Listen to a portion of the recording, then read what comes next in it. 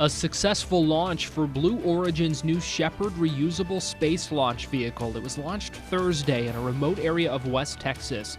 The launch vehicle and the capsule both landing safely after a short trip to the Kármán line, the altitude at which space begins.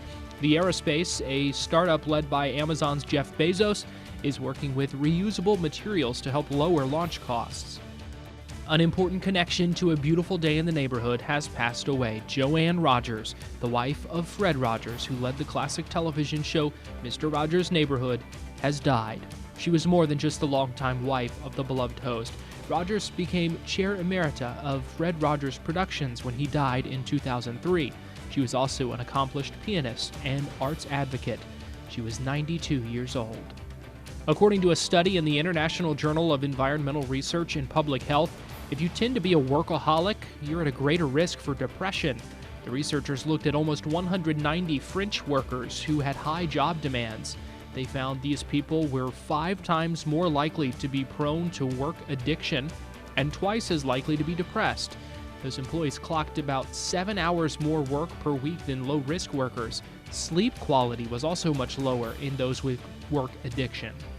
Maya Angelou, writer of significant works of poetry, essays, plays, movies, and television shows, is honored by Mattel, the makers of the Barbie doll, as one of Barbie's The Inspiring Women series, who was introduced in time for Black History Month. The new figure has Angelou's likeness in a head wrap and floral print dress and cost $29.99.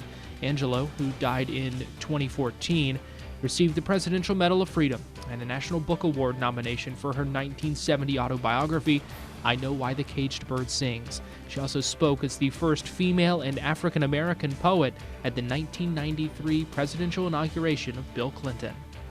A mural in Venezuela adding some cheer to one neighborhood struggling during grim times. Artist Art Wolfgang Salazar painting a mural depicting the smiling face of one of the nation's greatest athletes, triple jump indoor world record setter Yulimar Rojas, the first Venezuelan honored as Athlete of the Year by World Athletics last year. The mural was commissioned by a Caracas restaurant. Salazar says he is also trying to legitimize the street art of graffiti and has been invited to several countries in Europe and Latin America to paint murals. There you go. 5 things to know before you go to bed.